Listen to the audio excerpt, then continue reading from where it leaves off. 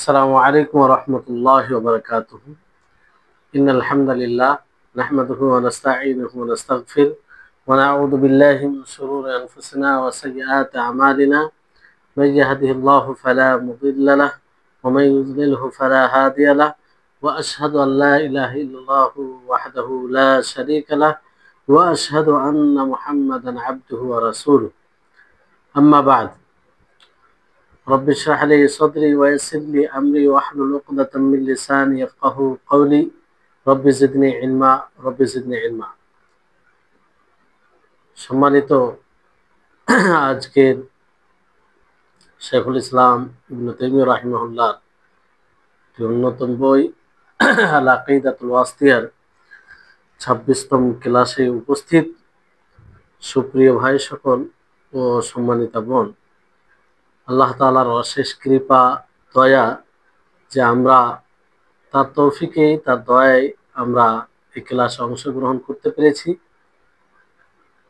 এবং আমাদেরকে আল্লাহ তাআলা সুস্থ রেখেছেন, ভালো রেখেছেন, যিনি সবকিছু স্রষ্টা। তারপরে আমাদের সকলে প্রাণপ্রিয় নবী করিম মুহাম্মদ মুস্তাফা সাল্লাল্লাহু আলাইহি ওয়াসাল্লাম, ওনার উপর অসংখ্য শান্তি ধারা বর্ষিত হোক। আল্লাহুম্মা সাল্লি আলাইহি আল্লাহুম্মা বারিক আলাইহি। আজকে ইনশাআল্লাহ আমরা আল্লাহ তাবারক ওয়া তাআলার সিফাত নিয়ে আলোচনা করব, যেহেতু বই সেটার উপরে বেশিরভাগ। তো আল্লাহ তাবারক ওয়া তাআলা কথা বলেন, তিনার কথায় আওয়াজ রয়েছে, এটা প্রমাণিত। এই বিষয়ে কথা হবে যে আল্লাহ তাআলা তিনি কথা বলেন এবং তিনার কথায় আওয়াজ সওত রয়েছে। এটা আমরা পূর্বে পড়েছি, কিন্তু কোরআনের আয়াত দ্বারা সেটা প্রমাণিত ছিল। এখন হাদিস, যেহেতু হাদিস থেকে যে বোঝা যাচ্ছে না, হাদিস নিয়ে হাদিসকে ভিত্তি করে আলোচনা এটা শুরু হয়েছে। তো নবী করিম মুহাম্মদ সাল্লাল্লাহু আলাইহি ওয়াসাল্লাম তিনি বলেন, ইয়াকুলুল্লাহু তাআলা, আল্লাহ তাআলা বলেন হাদিসে কুদসি, ইয়া আদম, হে আদম। এই হাদিসটি মানে সহিহ বুখারী সহিহ মুসলিমের হাদিস। ইয়াকুলুল্লাহু তাআলা, আল্লাহ তাআলা বলেন, ইয়া আদম, হে আদম। ফায়াকুল, আদম আলাইহিস সালাম বলবেন, লাব্বাইক ওয়া সাআদাইক, যে আমি উপস্থিত রয়েছে এবং আমি সৌভাগ্য এটা চাইছি তোমার কাছে। ফায়ুনাদি বিসাউতিন, তো আওয়াজের সাথে, সওতের সাথে আওয়াজ দেওয়া হবে। আল্লাহ তাআলা কি বলবেন? ইন্নাল্লাহা ইয়া'মুরুকা আন তুখরিজা মিন যুররিয়াতিকা বা'সান ইলান নার, যে নিশ্চয় আল্লাহ তাবারক ওয়া তাআলা আপনাকে আদেশ করেন যে আপনি আপনার বংশধর থেকে একটি বাস অথবা একটি দল বের করুন, যেটা জাহান্নামী হবে, জাহান্নামের দিকে যাবে। তো এই হাদিস থেকে, এই হাদিসে নবী করিম মুহাম্মদ সাল্লাল্লাহু আলাইহি সাল্লাম যেটা বলেছেন যে তার রব সম্পর্কে, যে রব সম্পর্কে কি বলে? আল্লাহ তাআলা বলে, ইয়া আদম, হে আদম। আর এটা কিয়ামত দিবসে হবে। তো আদম আলাইহিস সালাম উত্তর দিবেন, লাব্বাইক ওয়া সাআদাইক। লাব্বাইক বলতে উপস্থিত, আল্লাহ ডাকে ছাড়া। আর সাআদাইক এর অর্থ হচ্ছে যে আল্লাহ তো তোমার নিকটে সৌভাগ্যতা চাইছি, কিংবা আমার পরিণাম ভালো হোক, এটা এইগুলো অর্থ আসে।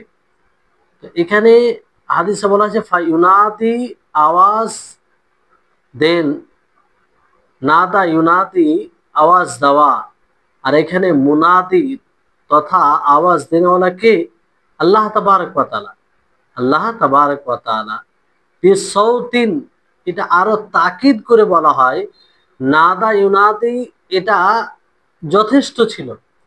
যদি হাদিসে শুধু এটা থাকতো ফায়ুনাদি ইন্নাল্লাহা ইয়া'মুরুকা, যে আওয়াজ দেন, যে নিশ্চয় আল্লাহ তাআলা আপনাকে হুকুম করেন। তো সাউত না বললে হতো বিসাউতিন, এটা আরো তাকিদি অর্থ দেয়, যে তাকিদকে, যে নিদা, কাউকে আওয়াজ দেওয়া, কাউকে ডাক দেওয়া এটা আওয়াজ ছাড়া সম্ভব নয়, উঁচু আওয়াজে ডাকতে হয়। তারপরে এখানে সাউত দিয়ে আরো তাকিদ করা হয়েছে যে আওয়াজ দিয়ে, তার মানে আল্লাহ তাবারক ওয়া তাআলা তিনি কথা বলেন এবং সেই কথার আওয়াজ রয়েছে। যেমন কিভাবে এখানে তাকিদ হলো যে ফাইনাদি বিসাউতিন, যেমন আয়াত আছে সূরা আনআমের ৩৮ নম্বর আয়াতে, ওয়ালা তাইরিন ইয়াতিরু বিজানাহাইহি, যে কোনো পারিন্দা এমন নয় যে নিজের পর দ্বারা, নিজের ডানা দ্বারা উড়ে। এবার চিন্তা করুন যে উড়ে, পর ডানা ছাড়াই তো, ডানা ছাড়া উড়বে না। ইয়াতিরু শব্দ বলা যথেষ্ট ছিল যে উড়ে, উড়ে মানে উড়তে গেলে তো ডানা লাগবে, কিন্তু তারপরে ওই শব্দটা বলে আরো তাকিদ অর্থ এখানে নিয়ে আসা হয়েছে। অনুরূপ ভাবে এখানে ফাইউনাদি বিসাউতিন, যে আল্লাহ তাবারক ওয়া তাআলা আওয়াজ দিয়ে ডাক দেন, অর্থাৎ ডাক দেওয়াতে আওয়াজ থাকবে।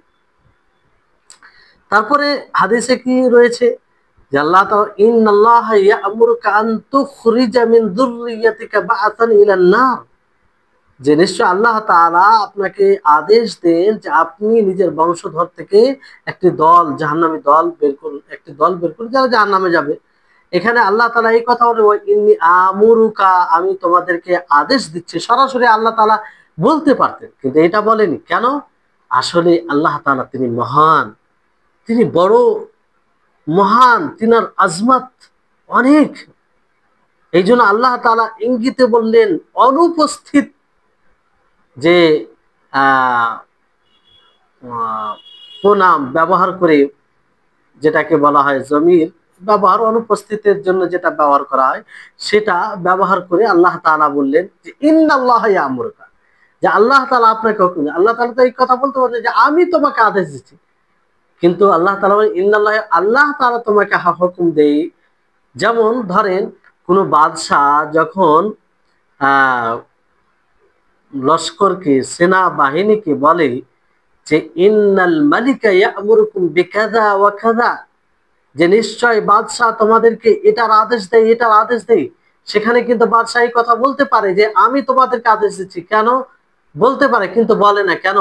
সেই যে তিনি যে এক বড় মর্যাদার অধিকারী, এটাকে প্রকাশ করার জন্য, মানে অনুপস্থিতের মাধ্যমে, অনুপস্থিত কে সেগামের ধরন ব্যবহার করে এটা বোঝানো হচ্ছে ইন্নাল মালিকা ইয়া'মুরুকা কাযা, মানে বাদশাহ তোমাদেরকে আদেশ দেয়। ওখানে বাদশাহ সরাসরি এটা বলতে পারে যে আমি তোমাদেরকে আদেশ, মানে তার একটা মানে যে মর্যাদা, এটাকে প্রকাশ করার জন্য, ফখর, মানে এটাকে প্রকাশ করার জন্য। তো আল্লাহ তাবারক ওয়া তাআলা সেটাই আল্লাহ তাআলা করলেন যে ইন্নাল্লাহা ইয়া'মুরুকা, ইন্নাল্লাহা ইয়া'মুরুকা। যেমন কোরআনে আল্লাহ তাআলা বিভিন্ন জায়গায় বলেছেন, তার মধ্যে একটি হচ্ছে ইন্নাল্লাহা ইয়া'মুরুকুম আন তুআদ্দুল আমানাতি ইলা আহলিহা। এখানে দেখুন এই কোরআন তো আল্লাহ তাআলার বাণী, আল্লাহ তাআলা তো সরাসরি বলতে পারতেন যে আমুরুকুম, আমি তোমাদেরকে আদেশ দিচ্ছি যে তোমরা আমানত তাদের যারা যোগ্য তাদের নিকটে পৌঁছে দাও। এটা তো আল্লাহ তাআলা সরাসরি বলতে পারতেন, কিন্তু বলেননি কেন? তার আজমত, তার জালালাত, তার মর্যাদা, তিনি যে বড় মানে বড়ত্বর অধিকারী, সেটাকে প্রকাশ করার জন্য ইন্নাল্লাহা ইয়া'মুরুকুম, নিশ্চয় আল্লাহ তাআলা তোমাদেরকে আদেশ দেন, নিশ্চয় আল্লাহ তাআলা তোমাদেরকে আদেশ দেন। তো এখানে আল্লাহ তাআলা কি আদেশ দেন যে তুমি তোমার বংশধর থেকে একটি দল বের করে তারা জাহান্নামে যাবে, মানে এটা। তো হাদিস আছে, অন্য হাদিসে যেমন জিজ্ঞাসা করা, ইয়া রব্বি, হে আমার প্রতিপালক, ওমা বাআসুন নার, যে বাআসুন নার কি, জাহান্নামের একটি দল কি সেটা? তো আল্লাহর নবী বলেন যে মিন কুল্লি আলফিন তিসউ মিয়া ওয়া তিসআতু ওয়া তিসউন। আল্লাহু আকবার, আল্লাহ আমাদের হেফাজত করুন, আল্লাহুল মুস্তাআন। আল্লাহ তাবারক ওয়া তাআলা বলেন যে প্রত্যেক হাজার থেকে 999টি বের, মানে 999টি বের হয়ে যাবে, মাত্র একটি জান্নাতে যাবে। আল্লাহ, আল্লাহ আমাদের হেফাজত করুন। তো এই হচ্ছে হাদিস। তো এই হাদিস থেকে যেটা স্পষ্ট হয় যে আল্লাহ তাবারক ওয়া তাআলা কথা বলেন, আল্লাহ তাআলা কথা বলেন, সেই কথায় আওয়াজ আছে। এর উপরে আমাদেরকে অকাট্য বিশ্বাস রাখতে হবে। আর এটাকে প্রমাণ করতে, মানে সাব্যস্ত করতে হবে, মানতে হবে, এটাকে এর উপরে ঈমান আনতে হবে। ভুল ব্যাখ্যা, বাতিল তাবিল করলে হবে না আশায়রাদের মতো। তারপরে সপ্তম হাদিস হচ্ছে কালামের প্রমাণে। এই হাদিসটি নবী করিম মুহাম্মদ সাল্লাল্লাহু আলাইহি সাল্লাম তিনি বলেন, মা মিনকুম মিন আহাদিন ইল্লা সায়ুকাল্লিমুহু রাব্বুহু ওয়া লাইসা বাইনাহু ওয়া বাইনাহু তারজুমান। চমৎকার হাদিস, যে তোমাদের মধ্যে কেউ এমন থাকবে না যে তার সাথে আল্লাহ তাআলা কথা বলবে না, অর্থাৎ আল্লাহ তাআলা তার সাথে কথা বলবে, আর তার মাঝে, রবের মাঝে কোনো তর্জমান, কোনো মাধ্যম থাকবে না, কোনো ব্যাখ্যা বিশ্লেষণকারী থাকবে না। সরাসরি আল্লাহ তাআলা কথা বলবেন। আল্লাহু আকবার। সরাসরি আল্লাহ তাআলা কথা বলবেন। হ্যাঁ, সেটা কি? তো মা মিনকুম মিন আহাদ, কেউ সকলের সাথে আল্লাহ তাআলা কথা বলবেন। ইল্লা সায়ুকাল্লিমুহু রাব্বুহু। আর এখানে এটা কোন দিনে? কিয়ামত দিবসে, হাসরের মাঠে। তর্জমান কাকে বলা হয়? তর্জমান বলা হয় যে দুই ব্যক্তি কথা বলে, তাদের মাঝে একজন মাধ্যম হবে। যেমন ধরুন যে দুই ব্যক্তি কথা বলছে, তো দুই ব্যক্তির ভাষা ভিন্ন ভিন্ন, তো একজনের ভাষা অন্যজন বুঝে না, ফলে মধ্যে একজন ব্যক্তি এমন থাকে যে দুজনের ভাষা বুঝে।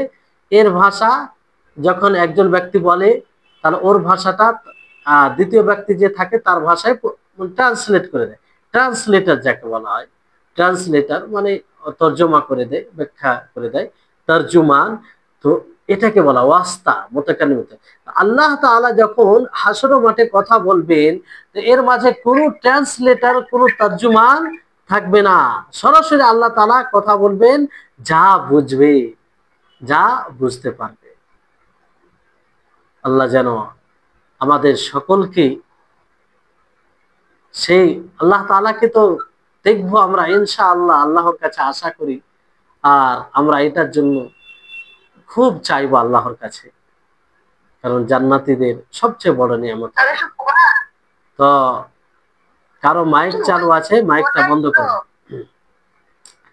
তো এখানে একটি বিষয়, তর্জমান থাকবে রবের, ও তর্জমান থাকবে না, কেউ মধ্য ব্যক্তি থাকবে না, তৃতীয় কোনো ব্যক্তি থাকবে না। এখানে একটি বিষয় আছে যে যেমন দুনিয়াতে ধরেন একজনের ভাষা আর একজনকে বলা, মানে তার ভাষায় বুঝিয়ে দেওয়া। তো এটা করার জন্য কিন্তু কয়েকটি শর্ত লাগবে, বুঝতে পারছেন?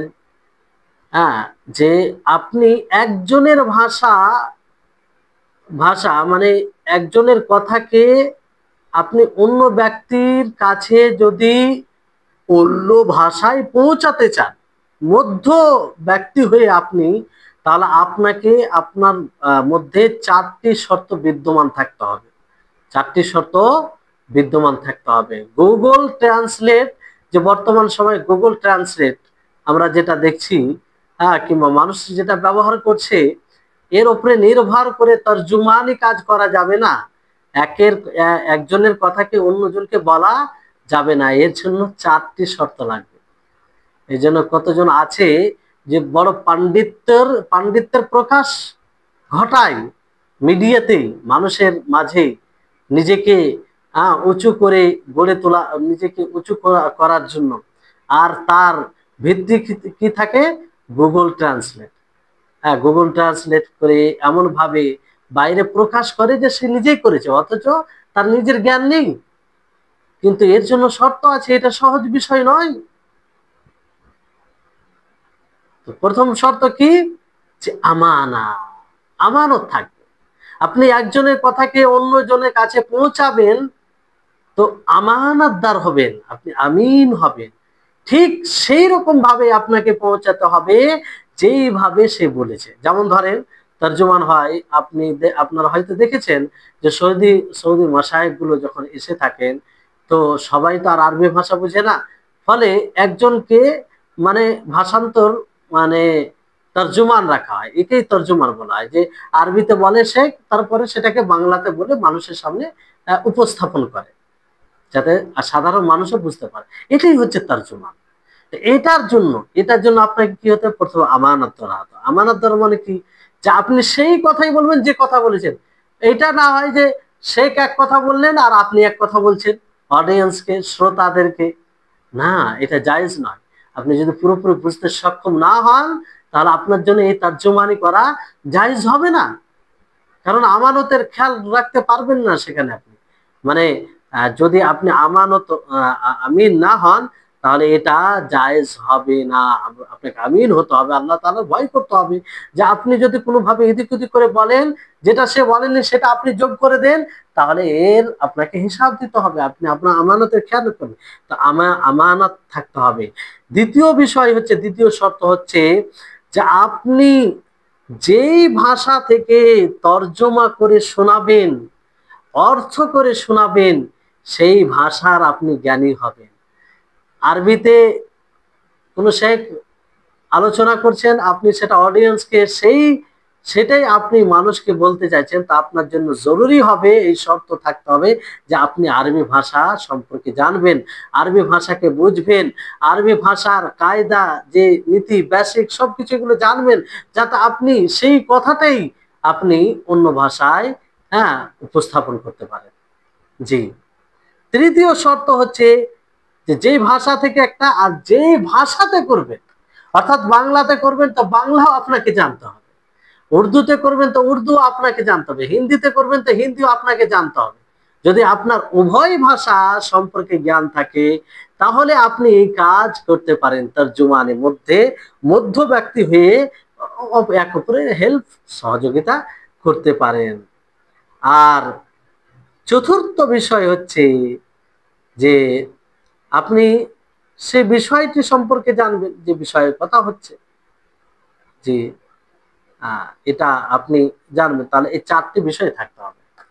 এখন দেখবেন অনেকেই অনেকেই সরাসরি কোরআন ও হাদিসকে মানে সরাসরি বুঝতে চায়। সেটা কিভাবে? Google translator. এটা কারো রাহনুমাই ছাড়া ঠিক হবে না, কারণ এতে অনেক ভুল হতে পারে, সেই ভুলটা আপনি ধরতে পারবেন না। ফলে কোরআন ও হাদিসের বিষয়ে সর্বক্ষেত্রে আপনাকে আলেমদের গাইড নিতে হবে। হ্যাঁ, আপনি আরবি ভাষা বুঝেন, বেসিক বুঝেন, নীতিমালা বুঝেন, কোনো জায়গায় আপনি বুঝতে পারছেন না, সেখানে আপনি দেখতে পারেন, সহযোগিতা নিতে পারেন। কিন্তু আপনি কিছুই বুঝেন না, সরাসরি আপনি গুগল ট্রান্সলেট থেকে আপনি কোনো হাদিসকে গুগল ট্রান্সলেটে উপস্থাপন করলেন, আর সেটাই মানুষকে আপনি বলে দিলেন, এটা জায়েজ নয় আপনার জন্য। ভালো করে শুনে রাখুন, এটা জায়েজ নয়, এটা কোনো মতেই জায়েজ হবে না। অনেক সময় গুগল ট্রান্সলেট ভুল অর্থ উপস্থাপন করতে পারে, বাক্য এদিক ওদিক সেটা ক্যাপচার না করতে পারে, ক্যাচ নাও করতে পারে। তা আপনি যে ভুল বার্তা দিয়ে দিবেন নবীর নামে, আপনি যে আল্লাহর নামে ভুল বার্তা দিবেন। অনেক সময় আয়াতকে গুগল ট্রান্সলেট, এতদূর মানুষ মানে জ্ঞানহীন হয়ে গেছে, যে কোনো আয়াত সে বুঝতে, হয়তো ভাষা জানে না, আরবিটা আছে, তো সেটা অর্থ জানতে হবে, তো সেই গুগল ট্রান্সলেটে গিয়ে সেটাকে সেখানে মানে উপস্থাপন করে, তারপরে গুগল যেটা অর্থ দেয় সেটাকে সরাসরি বলে। সেটা সঠিকও হতে পারে, আর সঠিক বেশিরভাগ হয়, কিন্তু ভুল তো হতে পারে। ভুল হলে আপনি কি করবেন? এই ক্ষেত্রে গ্রহণযোগ্য ওলামাগণের তাফসীর আছে, অর্থ আছে, সেগুলো আপনি দেখতে পারেন, তাতে কোনো নিষেধ নেই, কারণ সেটা স্বীকৃত, সেটা মানে সার্টিফাইড, ওলামাগণ সেটা মেনেছেন। তো এগুলো দেখে আপনি নির্দ্বিধায় বলতে পারেন যে এই আয়াতের এই অর্থ অমুক অমুক অনুবাদকারী এই অনুবাদ করেছেন। কিন্তু গুগল ট্রান্সলেটে সরাসরি তার উপরে মানে এই রেখে আপনি এটা করতে পারেন। এটা বড় গুরুত্বপূর্ণ বিষয়, ভালো করে বিষয়টি বুঝবেন। এই জন্য কোনো মতেই মানে এটা সরাসরি করবেন না। আপনি যদি আরবি জানেন আর সহযোগিতা নেন তো কোনো সমস্যা নেই, কিন্তু একদম মোটেই কিছু জানেন না, তার উপরে নির্ভর করে আপনি এটা কালচার করবেন, এটা ঠিক হবে না। এতে অনেক বড় ফাসাদ, অনেক বড় ক্ষতির সম্মুখীন হবেন। তাহলে এই চারটি শর্ত থাকলে এই তর্জমানি কাজ করা যাবে। তো এই হাদিসে যেটা স্পষ্ট হয় যে আল্লাহ তাবারক ওয়া তাআলা কথা বলেন, কি বলে, মা সায়ুকাল্লিমুহু রাব্বুহু, তার রব তার সাথে কথা বলবে, আর সেই কথার কি আওয়াজ থাকবে, যেটাকে শোনা যাবে, যেটাকে বোঝা যাবে। আওয়াজ তো এমন তো দুনিয়াতে সবাই করে, সব মাকলুক। কেউ করে, নানা রকম ভাবে আওয়াজ করে, আমরা যেটা শুনি, মাছিও আওয়াজ করে। হ্যাঁ, তারপরে মশা, মশার যে আওয়াজ, সেটাও আপনারা শুনেছেন। আর এটা থেকে কেউ মনে হয় আহ বঞ্চিত হয়নি, সবাই শুনে। তারপরে বিভিন্ন রকমের প্রাণী, পোকামাকড়, সবকিছুর আওয়াজ আছে, কিন্তু সবার আওয়াজ তো আমরা বুঝি না, সবার আওয়াজ বুঝি না, এবং সবার আওয়াজ আমরা শুনতেও পাই না। কিন্তু আমরা যে আল্লাহ তাবারক ওয়া তাআলা যে কথা বলবেন, সেটা মাসমু, মানে শুনতে পাবো আমরা, আর সেটা বোঝা যাবে, সেটা বোঝা যাবে। জি। তো এটার উপরে যদি আমরা ঈমান আনি, এটার উপরে যদি আমরা পরিপক্কভাবে ঈমান আনি, তাহলে এর প্রভাব কি পড়তে পারে আমাদের জীবনে? প্রভাব পড়তে পারে এটাই, যে আল্লাহ তাবারক ওয়া তাআলা, যখন আমরা জানবো যে আল্লাহ তাআলা কথা বলেন, আদমকে বলবেন, এই হাদিসের ব্যাপারে আমরা জ্ঞান রাখবো, যে আদমকে আল্লাহ তাআলা কি বলবেন, যে তুমি জাহান্নামের একটি দল বের করো। ভয় হবে না? স্বাভাবিক ভয় আসবে যদি সেই দলের অন্তর্ভুক্ত হয়ে যায়। নবী সাল্লাল্লাহু আলাইহি সাল্লাম কি বলেন, যে 1000-এর মধ্যে 999টি বের হয়ে যাবে, একটি থাকবে বাকি। আল্লাহু আকবার। চিন্তা করুন, চিন্তা করুন, যে এটা যদি আমরা অনুধাবন করি, এটা যদি বুঝি, স্বাভাবিকভাবে আমাদের হৃদয়ে কম্পন চলে আসবে, যে না জানি সেই 999টির মধ্যে যেন না হয়, কারণ সেটি জাহান্নামের এতে হবে। তাহলে আহ এটা হচ্ছে, তাহলে এটা এটা একটা প্রভাব, যে আমরা ভয় করবো আল্লাহ তাআলাকে যখন এটা জানবো। আর দ্বিতীয় বিষয় হচ্ছে, দ্বিতীয় মানে হাদিসে, যে এর উপরে ইমান, যে দুই হাদিসকে লক্ষ্য করে, এটাও যে আল্লাহ তাআলা কথা বলবেন বান্দার সাথে, এটা যদি কেউ দৃঢ় বিশ্বাস স্থাপনকারী হয়, একদম এমন ভাবে ইমান নিয়ে আসে যে ইমানে কোনো প্রকারের সন্দেহ থাকে না, তাহলে সে ভয় করবে, তার মনের মধ্যে একটা ভয় আসবে, যে আল্লাহ তাআলা কথা বলবেন, যে আল্লাহ তাআলা সবকিছু জানেন, যে আল্লাহ তাআলা সবকিছু জানেন, যার ইলম থেকে, যার জ্ঞান থেকে কোনো জিনিস ছুপিত নাই, সেই আল্লাহ কথা বলতে গিয়ে যদি আমাদের গুনহার কথা বলে দেন, যদি আমাদের পাপের কথা বলে দেন, তা আমরা অসম্মান, লাঞ্ছিত, অপমানিত হব। তাহলে এটা কি, এই বলে কি ভয় হবে না? স্বাভাবিকভাবে ভয় হবে। আর এই ভয় হওয়ার কারণে আমরা গুনাহ ছেড়ে দিতে পারি, পাপ ছেড়ে দিতে পারি, আল্লাহর অবাধ্যতা থেকে বেঁচে থাকতে পারি। তাহলে এই হচ্ছে এর প্রভাব আমাদের জীবনে। তারপরে অষ্টম হাদিসে যেটা বলা হয়েছে, যে আল্লাহ তাআলার যে সিফাত, সিফাতে উলু, সুউচ্চ, আর অন্যান্য সিফাত রয়েছে এই হাদিসে। নবী করিম মুহাম্মদ সাল্লাল্লাহু আলাইহি সাল্লাম একটি অসুস্থের মানে রুকিয়াতে বলেন, ঝাড়ফুঁক এতে বলেন, যে রব্বুনা আল্লাহ। হাদিসটি আসলে অনেকে দুর্বল বলেছেন। তো যাই হোক, হাদিসটি দ্বারা আমরা অনেক কিছু আল্লাহর সিফাতকে বুঝতে পারবো, এই জন্য আমরা হাদিসটি বিস্তারিত পড়ব। হাদিসটিকে দুর্বল বলেছেন। তো সেই হাদিসে কি বলা হয়েছে, যে রব্বুনা আল্লাহুল্লাযী ফিস সামাই, হে আমার প্রতিপালক, হে আমাদের প্রতিপালক আল্লাহ, যিনি আসমানে রয়েছেন। তাকাদ্দাসা ইসমুকা, তোমার নাম পবিত্র।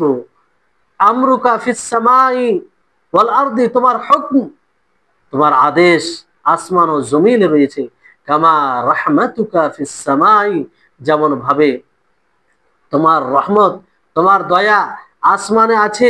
ইজআল রাহমাতাকা ফিল আরদ, আপনি আপনার রহমতকে জমিনেও রাখেন, এই ভূখণ্ডেও রাখেন। ইগফির লানা হুবানা ওয়া খাতায়ানা, আমাদের বড় গুনাহ, কাবিরা গুনাহ, সাগিরা গুনাহ, সমস্ত গুনাহকে তুমি ক্ষমা করে দাও। আনতা রব্বুত তাইয়্যিবিন, আপনি পবিত্র, পবিত্রতার রব, পবিত্র মানুষ কিংবা মাখলুকের রব।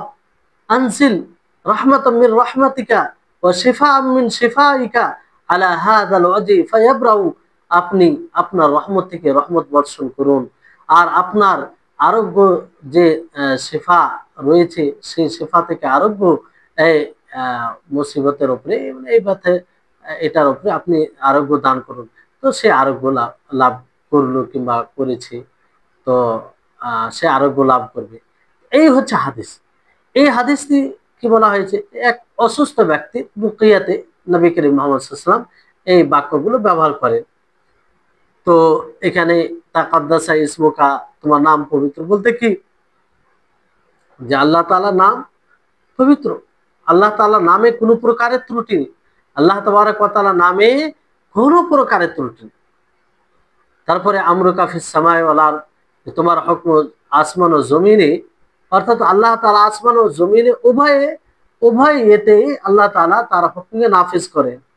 যেমন আল্লাহ তাআলা বলেন ইউদাব্বিরুল আমরা মান ফিস সামাই ইলা আরদ, যে আল্লাহ তাআলা পরিচালনা করেন আসমান থেকে এবং জমিন পর্যন্ত। আল্লাহ তাআলা উভয় জগতে, উভয় আসমান জমিনে সব জায়গায় তেনার পরিচালনাই চলে, তেনার পরিচালনাতেই হয় আল্লাহ তাআলার। আর তারপর আল্লাহ তাআলা বলেন আলা লাহুল খালকু ওয়াল আমরু, যে তার জন্য সৃষ্টি ও তার জন্য হুকম। তারপরে হাদিস আছে কামা রাহিমতুকা রাহিমতুকা ফিস সামাই যা রাহমাতুকা ফিল আরদ, যে যেমন তুমি আসমানে রহম করেছো, অর্থাৎ তুমি সত্যাগত রহিম, দয়ালু, তো তুমি তোমার রহমত জমিনও বর্ষণ করো, জমিনও বর্ষণ করো। অর্থাৎ এখানে আল্লাহ তাবারক ওয়া তাআলা যে রাহিম, আসমানে যারা থাকে তাদের উপর রহম করে, সেটার ওসিলা নিয়ে দোয়া করা হলো, যে যেমন ভাবে আসমানে তুমি রহম করো অনুরূপ ভাবে জমিনও রহম করো। তো এখানে বিষয় একটি প্রশ্ন জাগছে, যে আল্লাহ তাবারক ওয়া তাআলা রহমত কি জমিনে নেই?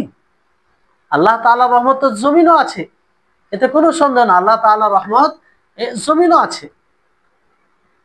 জি, তারপরে কেন এই কথা, কারণ আল্লাহ তাআলার একটা রহমত ব্যাপকভাবে আম, সকলকে যেটা সামনে, এটা আরেকটা হচ্ছে খাস। তো এখানে খাস রহমতের মোতালবা করা হচ্ছে, খাস রহমত আল্লাহ তাআলার কাছে চাওয়া হচ্ছে, যে আল্লাহ তুমি এই রোগীকে আরোগ্য দান করো, এটা তো রহমত খাস। আল্লাহ তাআলার রহমত ছাড়া তো এই দুনিয়া থাকে না, খাস ভাবে রহমত চাওয়া, এই জন্য বলা হয়েছে। তারপরে বলা হাদিসে আছে যে ইগফির লানা হুবানা ওয়া খাতায়ানা, তুমি আমাদের গুনাহকে, আমাদের পাপকে, আমাদের বড় ছোট পাপ সবকিছুকে তুমি ক্ষমা করো। আর ইগফির ক্ষমা করা মানে কি, গুনাহকে ঢেকে দেওয়া, গুনাহকে গফর এর অর্থ হচ্ছে গুনাহকে ঢেকে দেওয়া। আল আল হুব এটা বড় গুনাহকে বলা হয়, কাবিরা গুনাহকে, আল খাতায়া সাগীরা গুনাহকে। আর মানে এই দুটা অর্থ কখনো একে দেয়, এই জন্য বলা হয় যে এই দুটার ব্যাপারে মানে হুব এবং খাতায়া যখন দুটো আলাদা মানে ব্যবহার হয়, আলাদা হয়, তখন দুটোর অর্থ একই হয়, দুটোর অর্থ একই হয়। আর যখন এক জায়গায় ব্যবহার করা হয় তখন দুটোর অর্থ ভিন্ন ভিন্ন হয়ে যায়। আর তখন খাতায়া বলতে সাগিরা গুনাহ, আর হুব বলতে কাবিরা গুনাহ। তারপর আনতা রব্বুত তাইয়িবিন, তাইয়িবিন বলা হয়েছে, এটা মানে বিশেষ রুবুবিয়াতের কথা বলা হয়েছে। এটা আম রুবুবিয়াত, সেটা কি রব্বুল কুল্লি শাই, আল্লাহ তাআলা প্রত্যেকটা জিনিসের রব, এটা আম, এটা ব্যাপক। কিন্তু খাস রুবুবিয়াত কি, যে আল্লাহ তাআলা যেমন রব্বুত তাইয়িবিন, তো রুবুবিয়াত কখনো আম ভাবে, যে রব্বুল আলামিন সকলের রব, রব্বুল কুল্লি শাই প্রত্যেকটা জিনিসের রব। যেমন রব্বে কাবা, রব্বুল কাবা, কাবার রব বিশেষ বিশেষ, রব্বুত তাইয়িবিন ভালোদের রব বিশেষ। জি, আর এইরকম ভাবে বহু জায়গায় ব্যবহার হয়েছে। যেমন জাদুঘরের কথার যদি শুনেন, যারা জাদুঘরের কথা, যখন তারা ঈমান আনে, জাদুঘর ফেরাউন যে যে জাদুঘর গুলোকে জমা করেছিল, একত্রিত করেছিল, তাদেরকে যখন মানে তারা যখন ঈমান নিয়েছে, তারা কি বলেছিল, তারা বলেছিল যে ক্বালু আমান্না বিরাব্বিনা রব্বি মূসা ওয়া হারুন, তারা বলেছিল যে আমরা ঈমান এনেছে রব্বুল আলামিনের প্রতি, মানে সমস্ত জাহানের রবের উপরে। রব্বি মূসা ওয়া হারুন, মূসা ও হারুন আলাইহিস সালামের রব। দেখেন প্রথমে ব্যাপকভাবে বলা হলো যে রব্বুল আলামিন, রব্বুল আলামিন মানে সমস্ত জাহানের রব। আর পরবর্তীতে খাস ভাবে বলা হলো রব্বি মূসা ওয়া হারুন, রব্বি মূসা ওয়া হারুন। অনুরূপভাবে এই আয়াতটিও আমরা নিতে পারি। আল্লাহ তাআলা বলেন, ইন্নামা উমিরতু আন আ'বুদা রাব্ব হাযিহিল বালদাতিল্লাযী হাররামাহা ওয়া লাহু কুল্লু শাইইন। তো আমি আদিষ্ট হয়েছি এই কথা যে আমি ইবাদত করব কার? এই শহরের, এই শহরের রবের। তাহলে রুবুবিয়তে খাসা, বিশেষ রুবুবিয়ত এই শহরের। আল্লাহ তাআলা তো সবার রব, আল্লাহ তাআলা সবার রব, কিন্তু এখানে খাস ভাবে বলা হয়েছে। জি। তৈয়িবুন এখানে বলতে এটা যে মুমিন যারা, তাদেরকে বোঝানো হয়েছে আল্লাহ তাআলা রব্বুত তৈয়িবুন মানে মুমিনদের রব, মুমিনদের রব। তো এটার মানে ওসিলা নেওয়া হয়েছে দোয়াতে, ওসিলা নেওয়া হয়েছে যেটা জায়েজ। আল্লাহ তাবারক ওয়া তাআলা যে কোনো সিফাত দ্বারা রব্বুত তাইয়িবিন, আল্লাহ তাআলা তৈয়িবদের ভালোদের রব, তো সেটার ওসিলা নেওয়া যাবে। তারপরে হাদিসে বলা হয়েছে যে তুমি তোমার রহমত নাজিল করো, আর তুমি তোমার শেফা থেকে শেফা, এই মুসিবত পর দাও, আরোগ্য দান করো বা এই রোগের উপরে। এটা একটা ওসিলা, এটা কি অসিলা যে তুমি তোমার রহমত নাজিল করো, বর্ষণ করো, আর তোমার শেফা, তোমার শেফা আল্লাহ তাআলা যে আরোগ্য দান করে, এটা তার সিফাত, এটা তার সিফাত। আর আল্লাহ তাআলা রাহিম, আল্লাহ তাআলা যে দয়া করে, এটাও তার সিফাত। তার সিফাতের অসিলা নিয়ে দোয়া চাওয়া হচ্ছে, আনজিল রাহমাতাম মির রাহমাতিক। তো এই জন্য বলা হচ্ছে যে রহমত দুই প্রকার, রহমত দুই প্রকার। জি, তাহলে আল্লাহ তাবারক ওয়া তাআলা রহমত দুই প্রকার। সেটা কি? একটা হচ্ছে রহমত আল্লাহ তাআলার সিফাত, আল্লাহ তাবারক ওয়া তাআলার গুণ, যেটা মাখলুক নয়। আল্লাহ তাবারক ওয়া তাআলার যখন সিফাত বলা হবে, সেটা কখনো মাখলুক হতে পারে না, সেটা আল্লাহ তাআলা থেকে বিচ্ছিন্ন হতে পারে না। আল্লাহ তাআলার সিফাত বলতে আল্লাহ তাআলার সাথে, আল্লাহ তাআলার এটার সাথে জড়িয়ে আছে। জি, যেমন আল্লাহ তাআলা বলেন কি, ওয়া রাব্বুকাল গফুর যুর রাহমাহ, তোমার রব গফুর, ক্ষমাশীল, যিনি রহমত ওয়ালা। তাহলে এটা কি? এটা আল্লাহ তাআলার সিফাত, এটা আল্লাহ তাআলার সিফাত, গুণ। জি, এই রহমত বর্ষণের কথা বলা হচ্ছে না এখানে, আনজিল রাহমাতাকা মির রাহমাতি, এটা বলা হচ্ছে না। মানে যে রহমত বর্ষণের কথা বলা হচ্ছে, এটা হচ্ছে মাখলুক, যেটা বর্ষণ করবে। আর তোমার মির রহমত, তোমার রহমত থেকে বর্ষণ করে, তোমার রহমত, রহমত থেকে যেটা বলা হয়, এটা হচ্ছে আল্লাহ তাআলার সিফা, আল্লাহ তাবারক ওয়া তাআলার গুণ। আরেকটি রহমত যেটা, যেটা মাখলুক, যেটা মাখলুক, মানে প্রথমটা কি বললাম যে আল্লাহ তাআলার সিফাত, আরেকটি রহমত যেটা মাখলুক। আর ওই যে রহমত যেটা মাখলুক আল্লাহ তাআলা, সেটা হচ্ছে আল্লাহর রহমতের লক্ষণ সমূহের একটি লক্ষণ, বলতে প্রভাব, আল্লাহ তাআলার রহমতেরই প্রভাব সেটা। তো তার উপরে তাকে রহমত বলা হয়। রহমত এই শব্দটি মানে বলা হয়। যেমন হাদিসে কুদসিতে জান্নাতের ব্যাপারে আছে যে আনতা রাহমাতি আরহামু বিকা মান আশা, আনতা, আনতি রাহমাতি, আফওয়ান, আনতি রাহমাতি আরহামু বিকা মান আশা। জান্নাতের ব্যাপারে যেমন হাদিসে কুদসিতে আল্লাহ তাআলা কি বলেন যে তুমি আমার রহমত, জান্নাত তুমি আমার রহমত, তোমার দ্বারাই আমি যার উপরে ইচ্ছা করবো তার উপরে রহম করব। তাহলে এখানে জান্নাতকে আল্লাহ তাআলা কি বললেন? রহমত বললেন না। জান্নাত মাখলুক, তো জান্নাত মাখলুক, কিন্তু এই জান্নাত রহমত কেন বললেন? আল্লাহ তাআলা রহমতেরই একটা প্রভাব।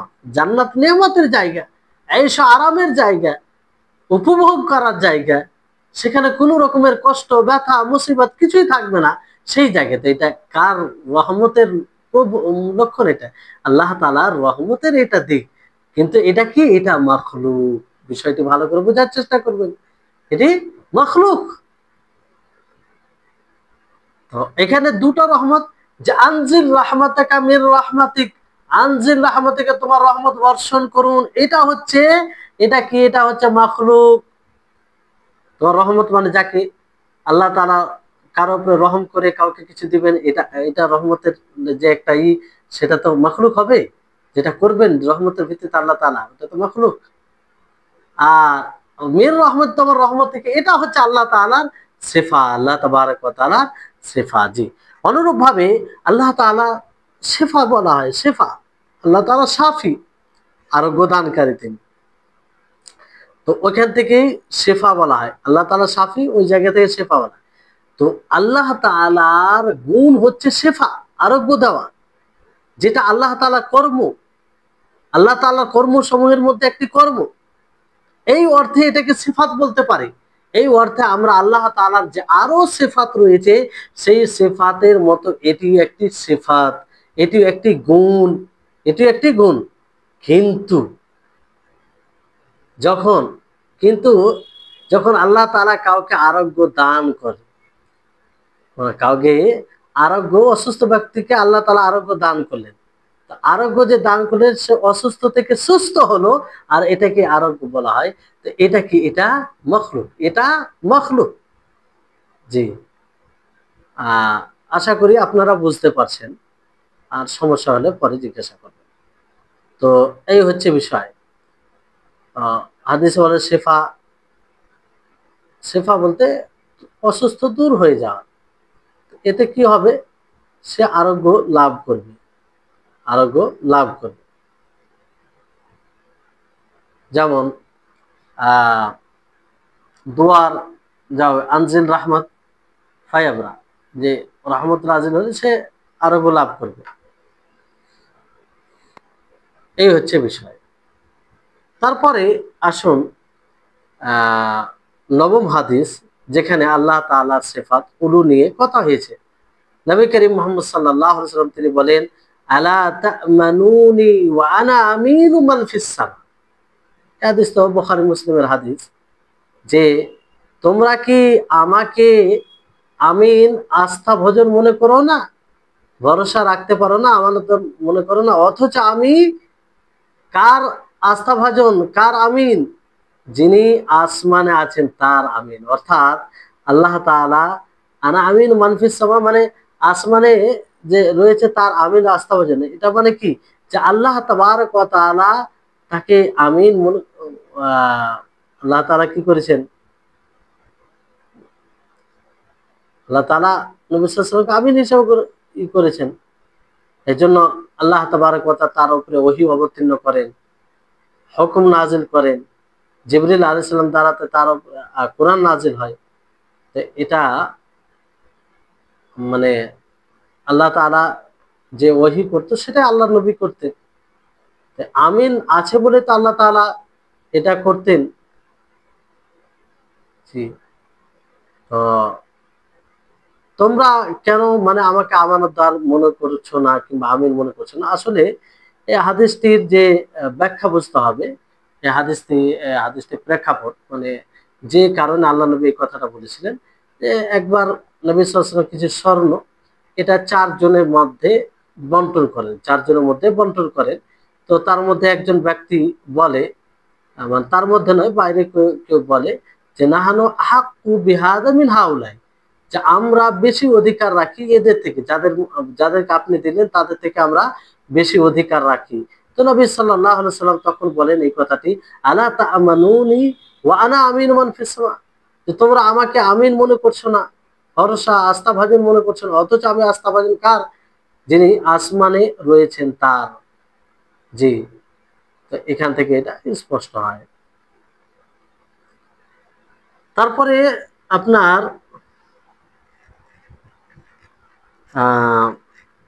দশম হাদিস হচ্ছে উলু বিষয়ে আল্লাহ তাআলার সুউচ্চর কথা বলা হয়েছে, যে তিনের মধ্যে সিফাত, যেটা আমরা পূর্ব পড়েছি, কিন্তু কোরআন আয়াত দ্বারা সেটা প্রমাণিত করা হয়েছে। হাদিসও আছে, নবী সাল্লাল্লাহু আলাইহি ওয়াসাল্লাম বলেন, ওয়াল আরশু ফাওকাল মা, আরশ কি, পানির উপরে, ওয়াল্লাহু ফাওকাল আরশ, এবং আল্লাহ তাবারক ওয়া তাআলা আরশের উপরে, ওয়া হুয়া ইয়ালামু মা আনতুম আলাইহি, আর আল্লাহ তাআলা আর আল্লাহ তাআলা তিনি জানেন যে তোমরা কিসের উপরে আছো। জি, এই হাদিসটি হাসান। তো আহ, নবী করিম মুহাম্মদ সাল্লাল্লাহু আলাইহি সাল্লাম যখন দূরত্বটা বর্ণনা করে যে আসমানের মধ্যে আর আরশ পানির উপরে, এটা উল্লেখ করেন। আর এই কথার সাক্ষী, এই কথার সমর্থনে, এই হাদিসের সমর্থনে আয়াত রয়েছে। যেমন আল্লাহ তাবারক ওয়া তাআলা বলেন ওয়াকানা আরশুহু আলাল মা, ওয়াকানা আরশুহু আলাল মা, যে তার আরশ পানির উপরে রয়েছে। তার আরশ কোথায় রয়েছে? পানির উপরে রয়েছে। তো এটা থেকেও বোঝা যায়। তারপর আল্লাহ তাআলা আরশের উপরে, আর আল্লাহ তাআলা জানেন সেটা যার উপরে তোমরা আছো।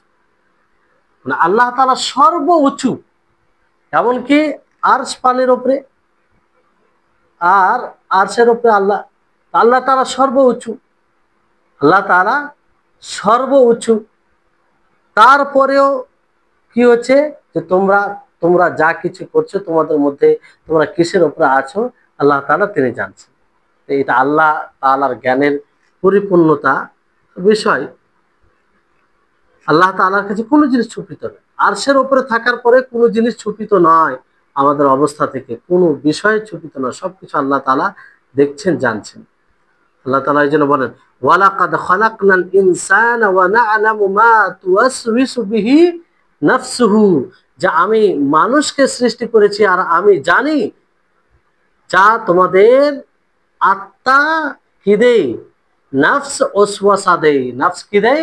ওয়াসওয়াসা দেয়, সেটাকেও জানে। আল্লাহ তাআলা এটাও জানে যে আমাদের জমির, আমাদের হৃদয়ে, আমাদের কালবে, আমাদের অন্তরে, আমাদের অন্তরে গহীরে কি আছে না আছে সেটাও আল্লাহ তাআলা জানে।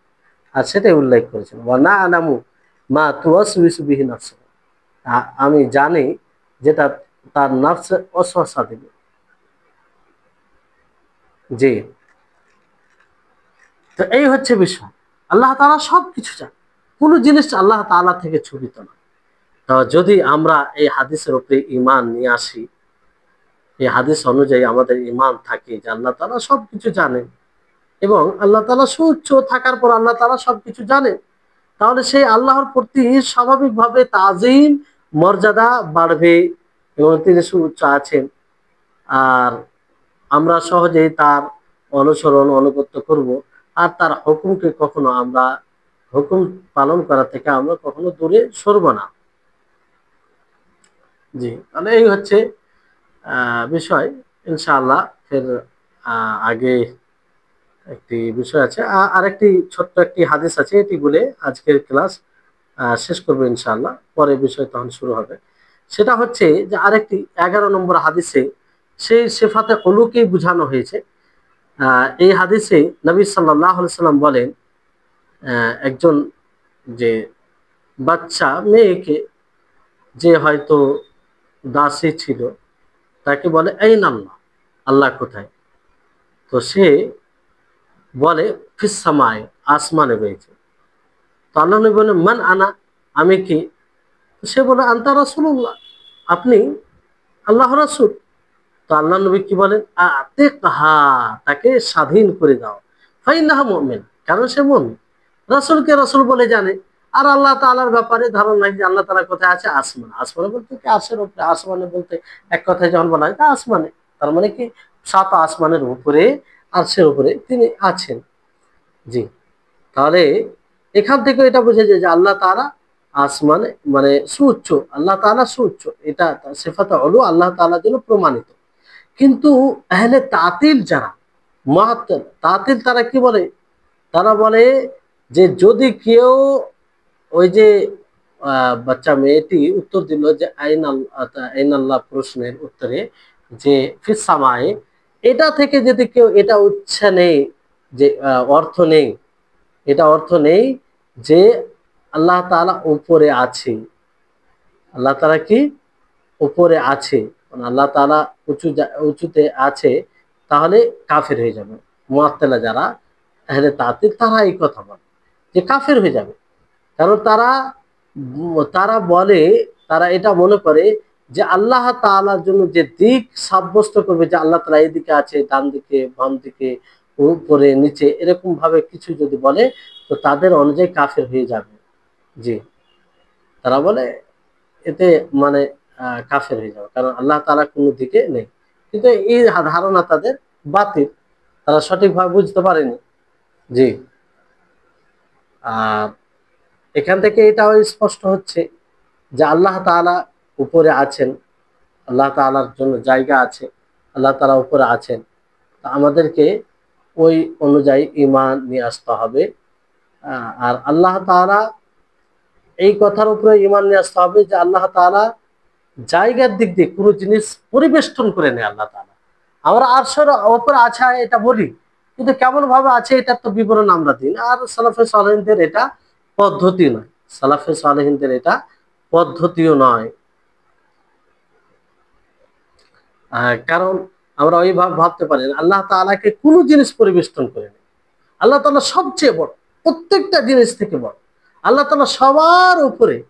আল্লাহ তাআলা যেখানে, আল্লাহ তাআলা, আল্লাহ তাআলা, আল্লাহ তাআলা সমস্ত জিনিসের উপরে, সমস্ত জিনিসের উপরে। তো নবী সাল্লাল্লাহু আলাইহি ওয়াসাল্লাম কি বলেন, আতিক খাতাকে স্বাধীন করে দাও, কারণ মুমিন। তো এখান থেকে এটা এটা এর উপরে দলিল যে কাফেরকে স্বাধীন করা, এটা মানে আহ যে সে তার কথা যে সত্য, আল্লাহ নবী জিজ্ঞাসাতে যে সে আসমানে বলেছিল, আর আসমানে তো এটা যে আসমানে সে বলেছিল, তো বলার যখন সঠিক উত্তর দেই, তো আল্লাহ নবী বলেন যে তাকে স্বাধীন করে দাও, কারণ সে মুমিন। তো এটা থেকে এটা স্পষ্ট হয়, অন্য দিক দিয়ে স্পষ্ট হয় যে কাফেরকে কখনো স্বাধীন করার কথা আহ, আল্লাহ নবী বলেন না। কিংবা কাফারাতে, যেসব আমলে কাফারা রয়েছে, সেসব আমলে যেসব স্বাধীন করার কথা এসেছে কাফের কি, তো কাফেরকে স্বাধীন করার কথা, মানে যে স্বাধীন করার কথা কাফেরকে নয়, আফওয়ান, কাফেরকে যে স্বাধীন করবে এরকম নয়, মানে আমভাবে স্বাধীন করাই। তো এই স্বাধীন বলতে মুসলিমকে স্বাধীন করতে হবে, যে দাস দাসী মুসলিম হয়ে গেছে, অথচ সে দাস দাসীর এতে আছে, তো তাকে স্বাধীন করতে হবে, তাহলে কাফারা হবে। কিন্তু অমুসলিমকে যদি স্বাধীন করে এইভাবে, তাহলে সেটা কাফারা আদায় হবে না, সেটা কাফারা আদায় হবে না। জি, এই হচ্ছে বিষয়। যাই হোক, এই হাদিস থেকে এটা বোঝা যাচ্ছে যে আল্লাহ তাবারক ওয়া তাআলার সিফাত একটি, যে আল্লাহ তাআলা তিনি সুউচ্চ। ইনশাআল্লাহ এর পরবর্তীতে, পরবর্তী ক্লাসে আল্লাহ তাআলার অন্য সিফাত নিয়ে আলোচনা হবে। আর সবগুলোই চমৎকার, সবগুলোই চমৎকার। আল্লাহ বলছি, আমরা যদি এইভাবে আল্লাহ সম্পর্কে জ্ঞান অর্জন করি, আল্লাহ তাআলা আমাদের জীবনের সার্বিক ক্ষেত্রে বারাকা দান করবেন, আমাদের ইলমে বারাকা দান করবেন। আল্লাহ তাআলার কাছে আমরা দোয়া করি, হে আল্লাহ, আমরা তোমার জ্ঞান, তুমি যতটা বিবেক দিয়েছো, সেই বিবেক অনুযায়ী তোমার সম্পর্কে জানার চেষ্টা করছি, এবং তার উপরে ঈমান নিয়ে আসি, যাতে তোমার প্রতি ভালোবাসা বাড়ে, তোমার মর্যাদা আমাদের হৃদয়ে আসে, এটা বৃদ্ধি পায়। এই জন্য আল্লাহ তাআলা যেন আমাদের সকলকে তৌফিক দান করেন। ওয়া আখির দাওয়ানা আলহামদুলিল্লাহি রাব্বিল আলামিন। আসসালামু আলাইকুম ওয়া রাহমাতুল্লাহি ওয়া বারাকাতুহু।